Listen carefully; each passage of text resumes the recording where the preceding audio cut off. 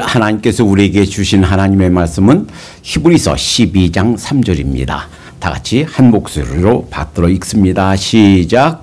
너희가 피곤하여 낙심하지 않기 위하여 죄인들이 이같이 자기에게 거역한 일을 참으신 일을 생각하라. 아멘.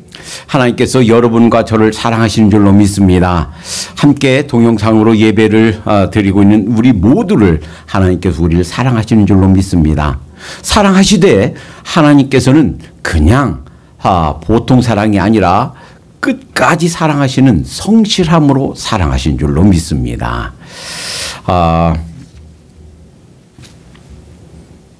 오늘 본문에 너희가 피곤하여 낙심하지 않기 위하여 하는 표현을 NIV 영어 성경이 이렇게 표현하고 있어요.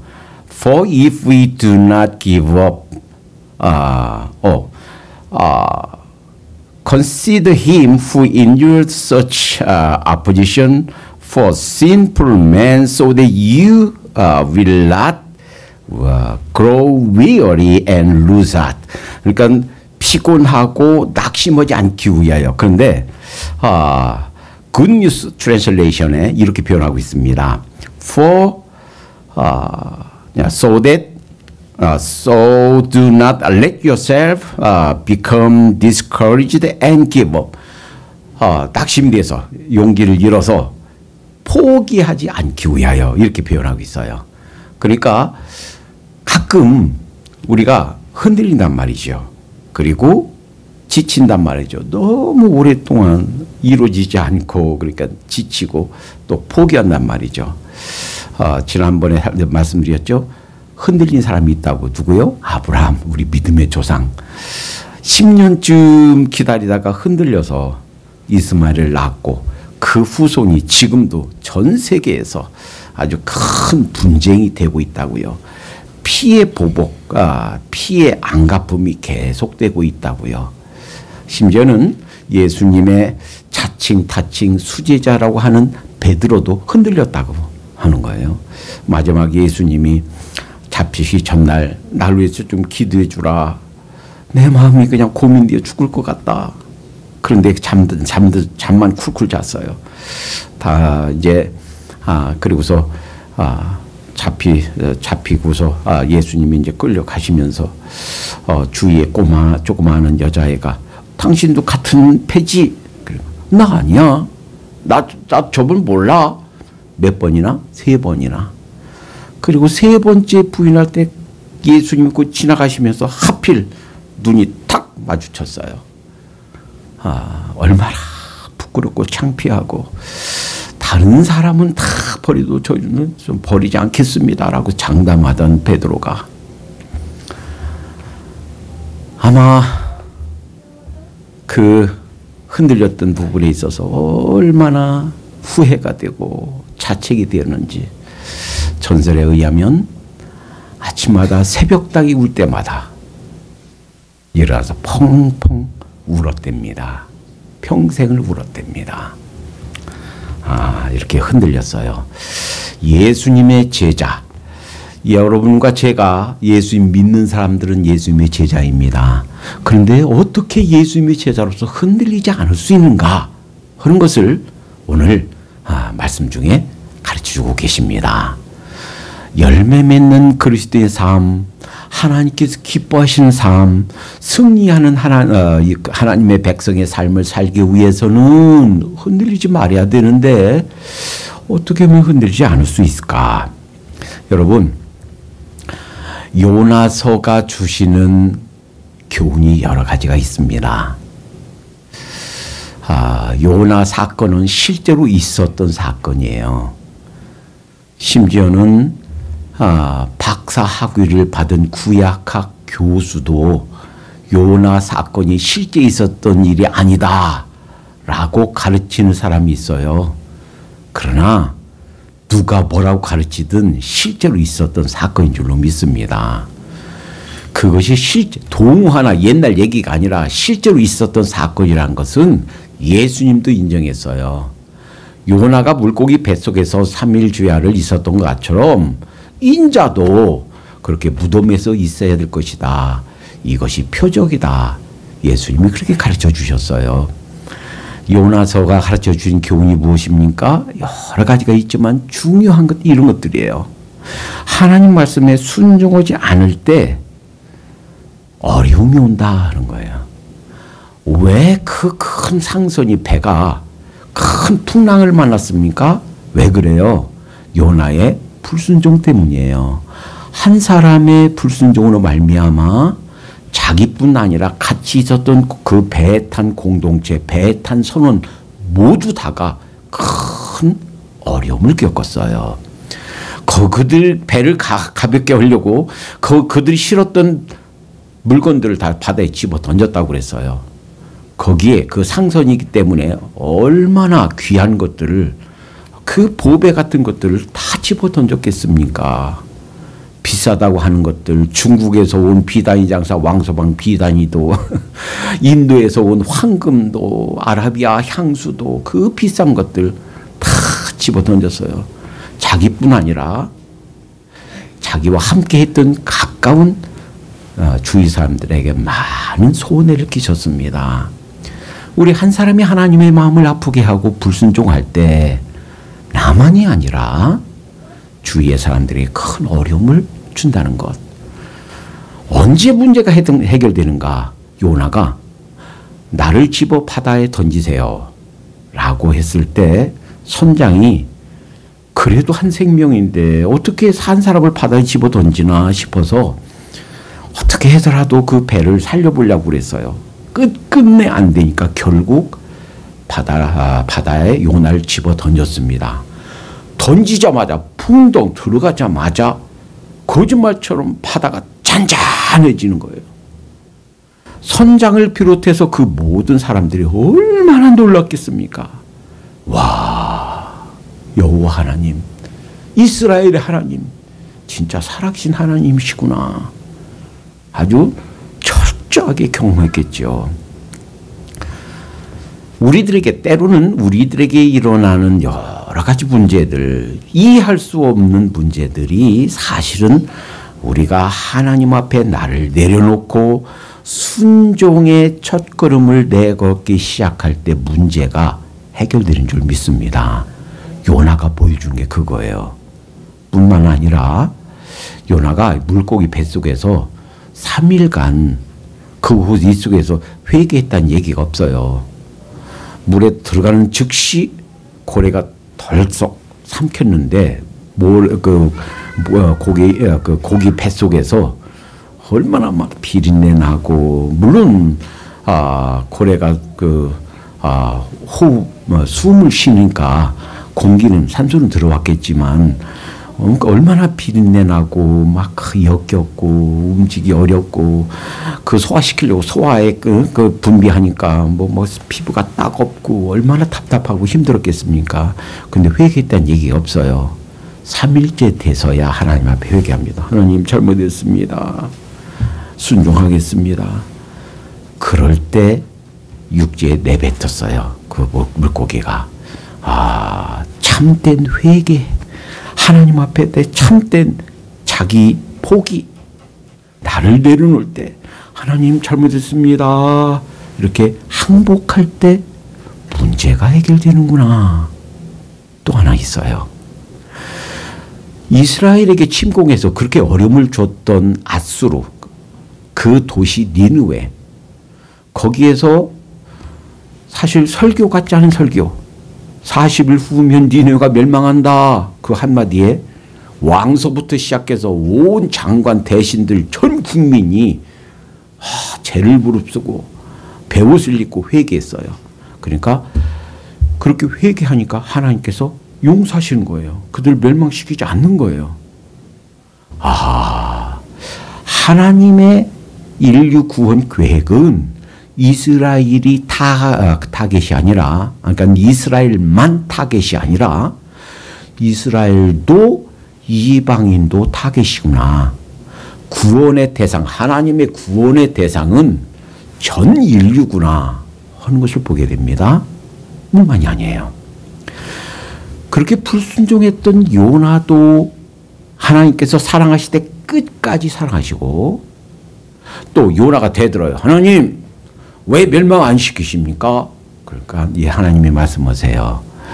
박농쿨이 큰 방 시들게 해서 네가 심지도 않고 기르지도 아니한 박농쿨 네가 아꼈는데 그곳에 니느웨에 거기에 좌우를 분간하지 못하는 사람, 그러니까 어린 사람들이에요. 어린애들이에요. 12만 명이나 있다. 짐승도 있다. 그들이 회개했다. 그런데 내가 아끼는 것이 그게 합당하지 아니하냐.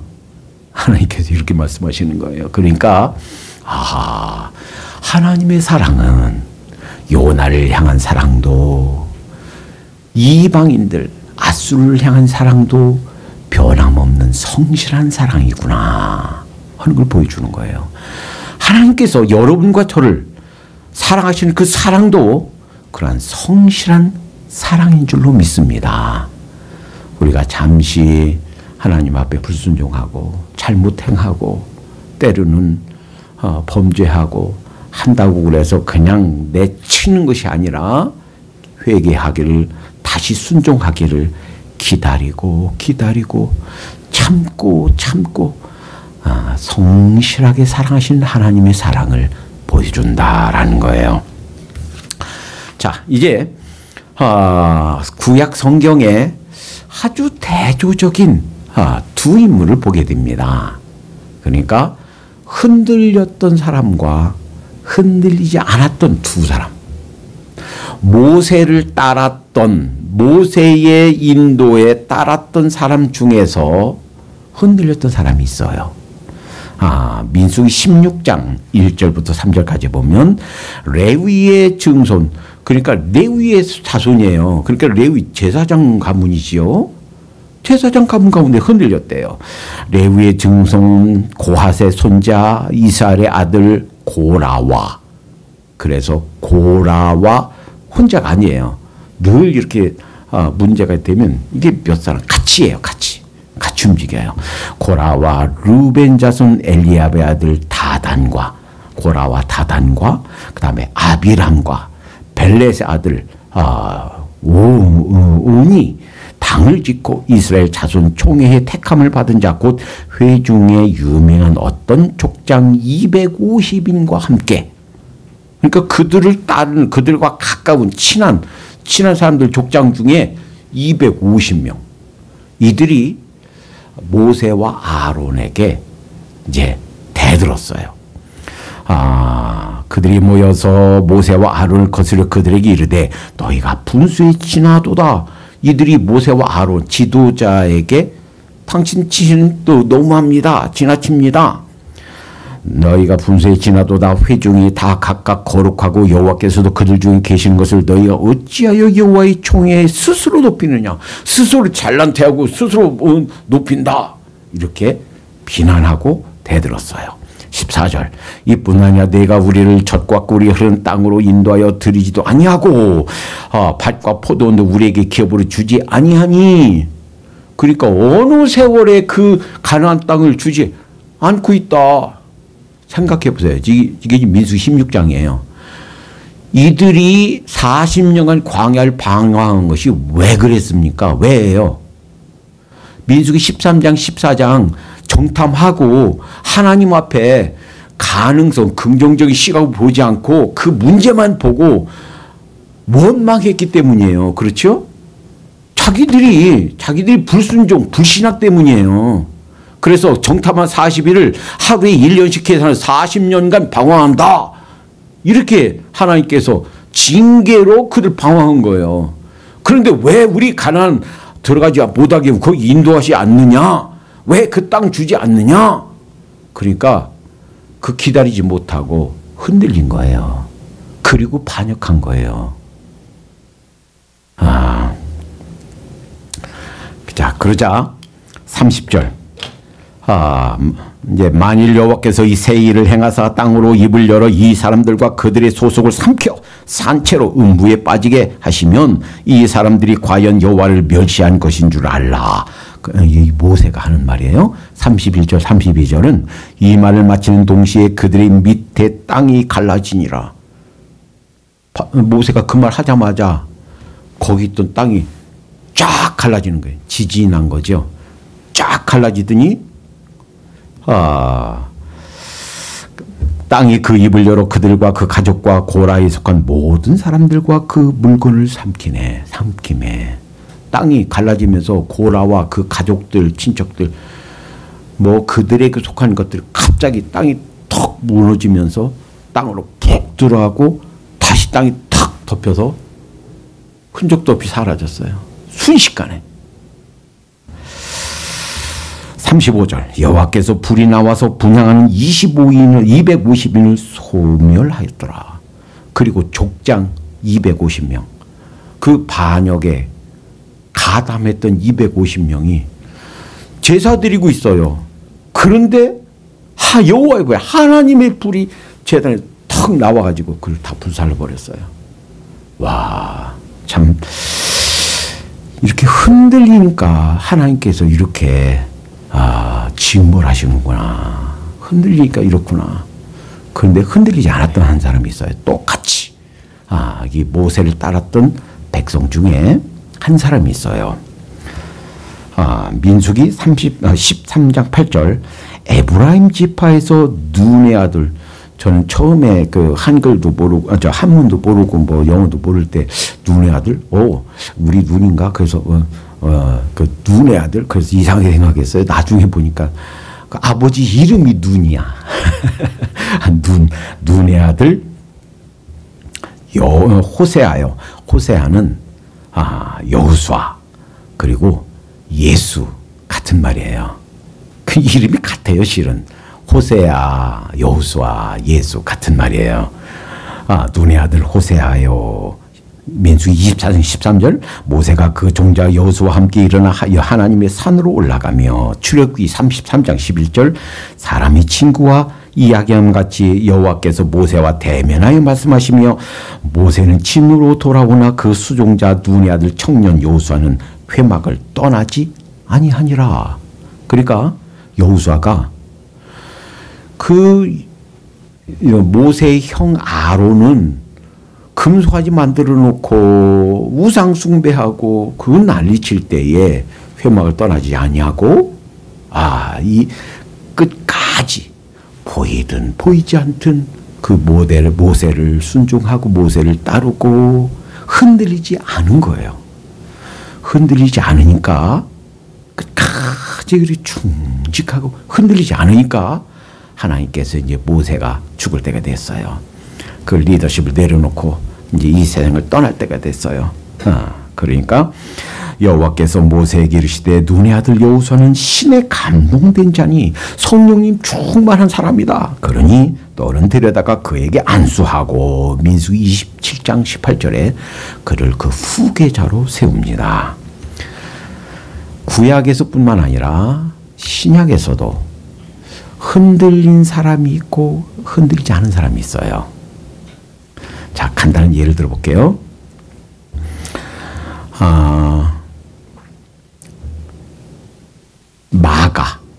마가의 어머니가 부자라고 그랬죠. 그래서 지난번에 말씀드렸어요.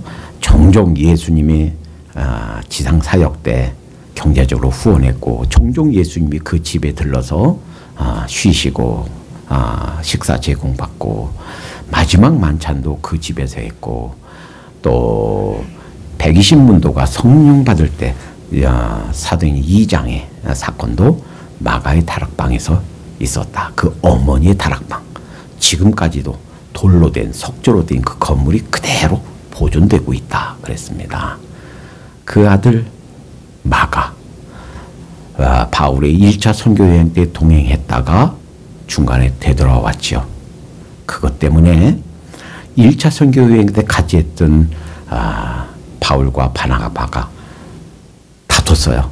아주 심하게 다퉜다고 그랬습니다. 다투고 결국 갈라졌어요. 바나바는 이 마가가 친조카예요. 아마 누나 아들쯤 되니까 그 좀 1차 선교여행 때 먼저 포기하고 돌아가고 흔들렸지만 2차 여행 때 또 다시 들고 갑시다 했겠지요. 그런데 바울은 안 된다. 또 중간에 포기가 돌아가면 우리 리더십에 그리고 서로 이 공동체에 선교하는 그 팀에 큰 문제가 된다. 안 된다. 그것 때문에 다툰 거예요. 그리고 바울은 실라를 데리고 가고 바나바는 마가를 데리고 갈라졌어요. 그러니까 얼마나 마음이 섭섭했겠습니까? 마가에 대한 굉장한 괘씸한 마음이 있었던 거예요. 그런데 빌레몬서 24절 빌레몬서는 한 장으로 되어 있는 거예요. 그리고 옥중서신이라고 불러요. 옥중서신은 에빌골빌, 에베소서, 빌립보서, 골로새서, 빌레몬서, 이 에빌골빌, 이 옥중서신 중에 네 번째 책이에요. 그 책에 이렇게 표현합니다. 24절에 또 나의 동역자 마가, 아리스다고, 데마, 누가가 문안하느니라. 그러니까 마가 이름이 나와요. 뿐만 아니라 11절 디모데 후서 4장 11절 누가만 나와 함께 있느니라 내가 올 때에 마가를 데리고 오라 저가 나의 일에 유익하니라. 그러니까 이것을 볼 수 있어요. 1차 선교 여행 때는 마가가 흔들렸는데 그 이후에 이제 반성했겠죠. 2차 선교 여행 때 날 데리고 가지 않겠다고 하는 것 때문에 우리 외삼촌하고 그 바울 사도하고 팍팍 싸운 거 그리고 갈라서게 된 거 내 책임이야. 그러니 그 엄마가 얼마나 혼냈겠어요. 이 녀석아! 철없이 말이야. 어린아이처럼 그게 뭐야? 엄마한테 많이 혼났겠지요. 그러면서 점점 성수군을 나갔겠죠. 그래서 흔들렸던 걸 다시 마음을 다잡고 다시 열심을 냈기 때문에 마지막에 이제 옥중서신 바울의 사용 말년했었단 말이에요. 그러니까 마가를 데려오라 하는 거예요. 나의 동역자다 이렇게 부르는 거예요. 나한테 유익하다 이렇게 말하는 거예요. 마가는 한때 흔들렸지만 다시 마음을 다잡고 또 하나님을 섬기는데 열심을 냈구나 하는 것을 보게 돼요. 그런데 신약성경에 딱 한 군데만 이름이 딱 한 번만 나오는데 이런 사람이 있습니다.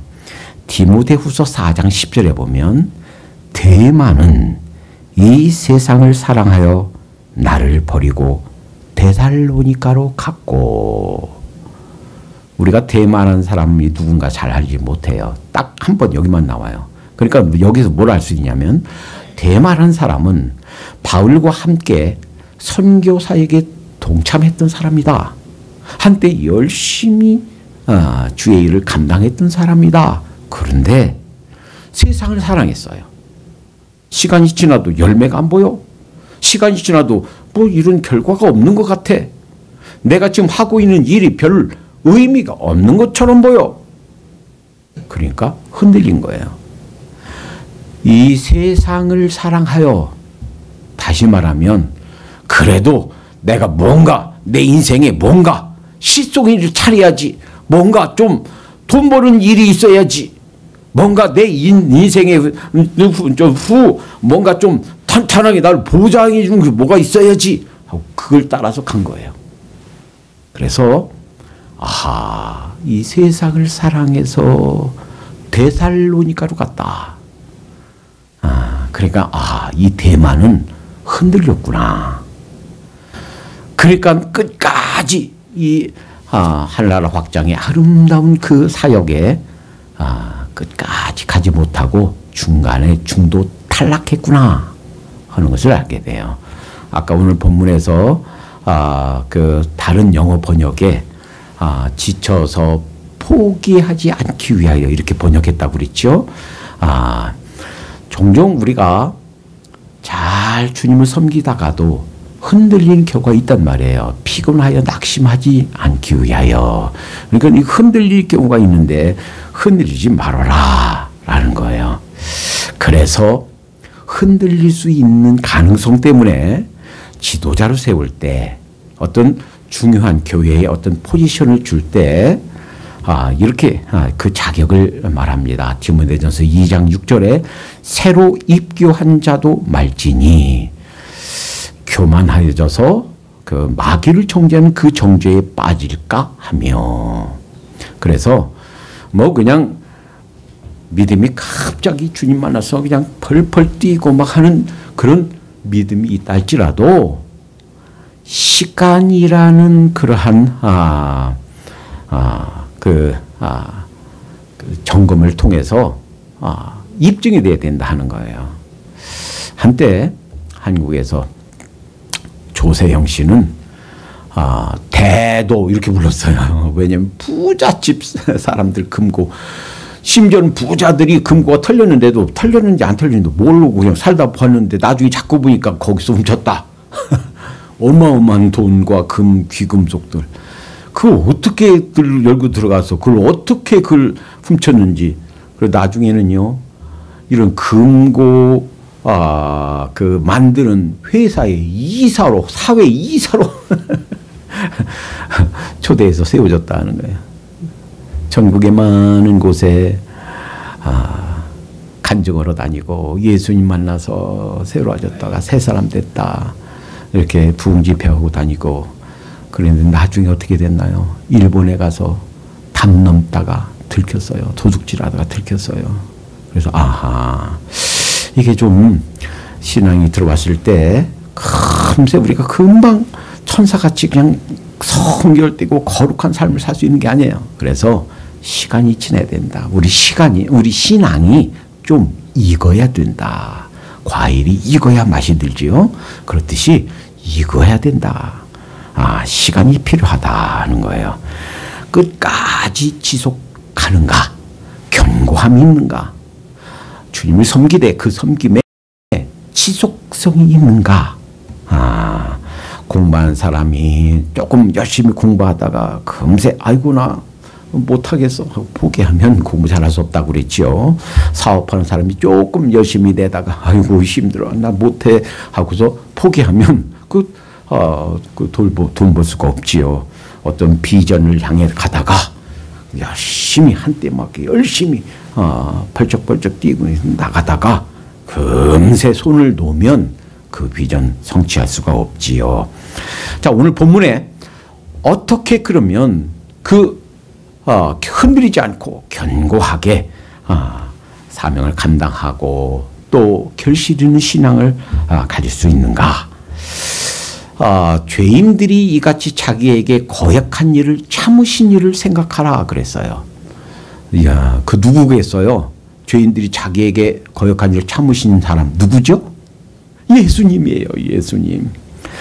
요한복음 1장 3절에는 이렇게 말합니다. 만물이 그로 말미암아 지은 바 되었으되, 여기서 그란 것은 요한복음에서는 로고스, 말씀 얘기예요. 말씀은요, 예수님이 이 세상에 태어나기 전부터 계셨던 존재, 즉 말씀이에요. 말씀으로 세상이 지어졌다고 그랬어요.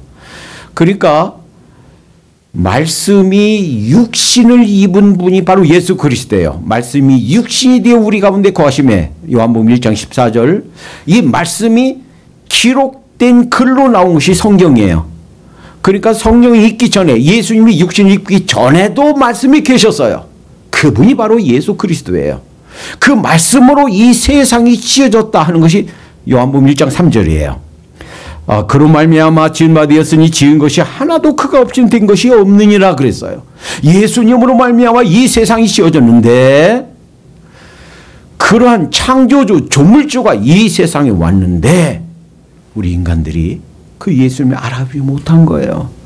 그리고 함부로 대한 거예요. 그리고 나중에는 그를 핍박하고 주먹으로 때리고 나귀를 때리고, 그 책직은요, 쇠와 동물 뼈와 가죽 채끈에다가 그것이 있어서 한 번 때릴 때마다 이 몸에 살점이 묻어나요.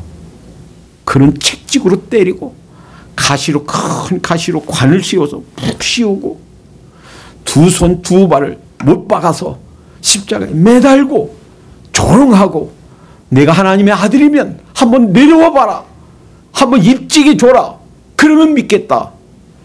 비난했던 우리 인간들 아무 소리 않고 변명하지도 않고 원망하지도 않고 감당합니다. 이사야 53장 7절은 이렇게 예수님 모시기 700년 전에 예수님이 어떻게 순종할까 순종하는 모습을 이렇게 표현합니다. 그가 곤혹을 당하며 괴로울 때에도 그 입을 열지 아니하였으며 마치 도수장으로 끌려가는 어린 양과 털 깎는 자 앞에서 참잠한 양같이 그 입을 열지 아니하였노라. 그저 그 억울한데도 말로 할 수 없는 그런 상황인데도 바위처럼 묵묵하게 한마디 흔들리지 않고 그 예수님의 사역을 감당하셨다는 거예요.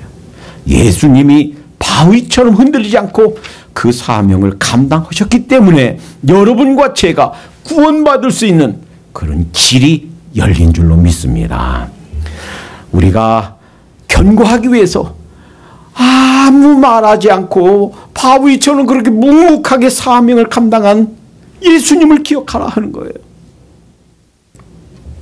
주기철 목사님은 일본 경찰 순사들이 내가 믿는 신앙을 안 믿겠다고 한마디만 해라.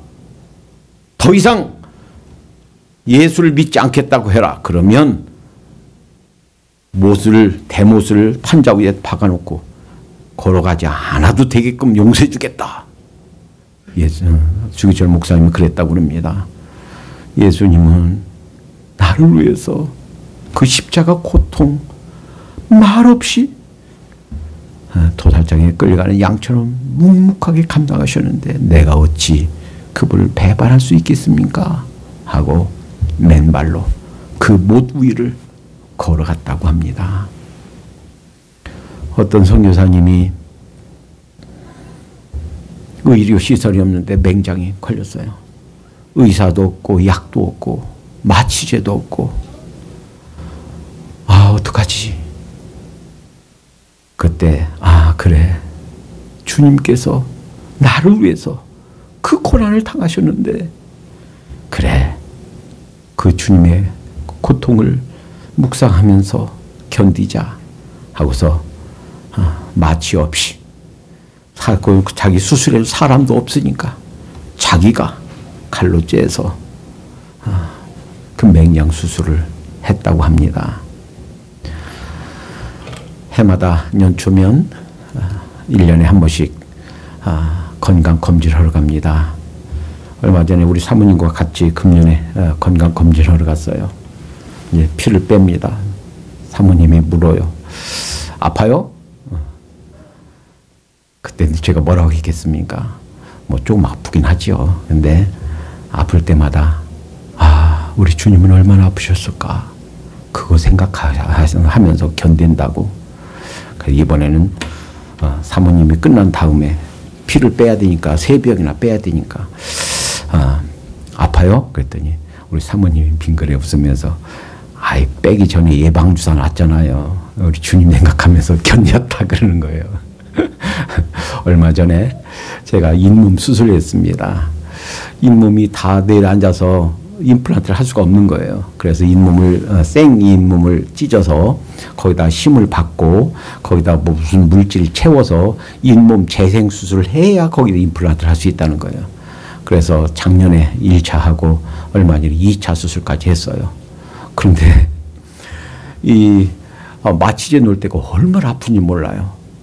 근데 마취제를 넣고 이분이 의사가 아마 조금 덜 놨나 아니면 시간이 너무 지체됐나 거기 찢고 거기를 꼬맬 때는 괜찮았는데 이제 마취가 안 된 다른 부분, 다른 살점을 다른 부분 꿰서 거기에 꿰는데 다른 부분 마취가 안 된 거예요. 아픈 거예요. 그래서 그 순간 그렇게 생각했습니다. 그래, 우리 주님은 십자가에서 그 생사를 찢으셨는데 아무소리 않고 견뎠습니다.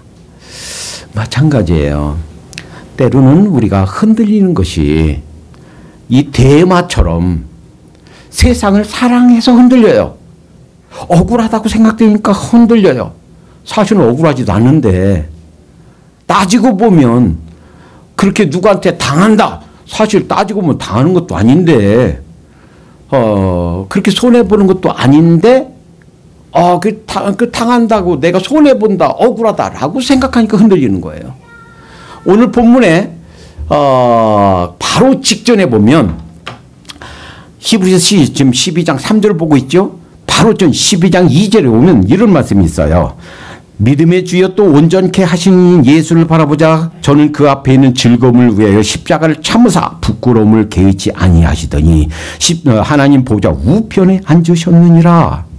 그러니까 예수님이 어떻게 그 고난을 참으셨는가, 그 비결을 말씀하고 계세요. 어떻게 그 십자가의 그 모진 고통, 내가 만든 창조물, 그들이 조물주인 나를 이렇게 주먹으로 때리고 땀으로 따귀를 때리고 채찍으로 치고 십자가로 못 박고 이런 말도 안 되는 상황을 어떻게 견디는가, 그 비결이 바로 이 장이에요. 그 참으면, 조금 참으면, 내가 참는 것 때문에, 내가 고통당한 것 때문에 구원의 길이 열려서 하나님께 죄의 형벌이 다 폐업돼서 구원받아 하나님의 백성들이 나타날 것을 보고 그것 때문에 참으셨다는 거예요. 그 앞에 참은 것 후에 좋은 일이 있을 결과들을 바라보면서 참으셨다는 거예요. 로마서 8장 18절은 이렇게 말씀하십니다. 생각컨대 현재의 고난은 우리에게 장차 우리에게 나타날 영광과 좋게 비교할 수 없도다. 여러분, 생각컨대 하는 헬라어는요, 로기조마이 하는 말이에요. 로기조마이는 이때 당시에 회계사들, 그러니까 뭐 계산하는 사람들이 표를 두 개 딱 이렇게 세워놓고 그려놓고 거기다 이거 손해 보는 거, 이 일을 했을 때 손해 본 거, 이득 보는 걸 이렇게 적어서 했대요. 그것을 지금으로 말하면 손익대차표예요. 생각컨대 라고 했을 때 이 단어가 바로 그 단어예요. 그러니까 따져볼 때 그런 뜻이에요. 손해와 이득을 따져볼 때 이런 말이에요. 지금 당하는 고통, 지금 당하는 손해, 지금 겪고 있는 내가 억울하다, 내가 누구한테 당한다 라고 생각하는 그 손해 보는 것과 이걸 참은 다음에 오는 그 이득을 따져볼 때 이런 말이에요. 한번 생각해 보십시다. 내가 지금 주님 섬기는 것 때문에, 지금 내가 감당하고 있는 주님을 섬기는 신앙의 길을 감으로써 당하는 손해, 고난이 있겠죠? 핍박이 있겠죠? 어떤 사람이 내 자산을 다 몰수해갈 수 있겠죠? 어떤 사람이 나를 죽일 수도 있겠죠? 지금 당하는 손해, 그것이 한 50불쯤 된다면 장차 입게 될 영광, 하나님께서 갚아주실 그 보답, 그것은 장차 올 영광은 이게 50불이라면 500만 불쯤 된다는 거예요. 비교할 수 있습니까? 우리는 500만 불이 얼만큼인지 잘 계산이 안 돼요. 1밀리언, 10억이에요. 근데 그것에 500배다. 말로 할 수 없는 거예요. 지금 당하는 손해, 내가 손해라고 생각되는 거, 따지고 보면 손해도 아닌데 내가 당한다고 하는 억울한 거, 그것과 장차 이것을 참고 이것을 견디고 이것을 감당하고 그리고서 하나님이 갚아주실 대가를 비교해보면 50불과 500만 불보다도 더 큰, 좋게 비교할 수 없다라는 거예요. 니콜라이라는 집사가 있었습니다. 17살에 교회 종치가 됐어요. 17살이면 이제 고등학교 나이 아니에요. 교회 종치가 됐고, 그리고 교회 잔심부름 하는 거예요. 그 목사님이 이거 하라 하면 저거 하고, 또 교회 문 닫고 청소하고 잔심부름하고. 그런데 그 일을 얼마나 열심히 담당했는지. 런던 사람들이 땡그렁 땡그렁 치면 시계 맞춰야지. 시계를 그 종소리에 맞췄대요.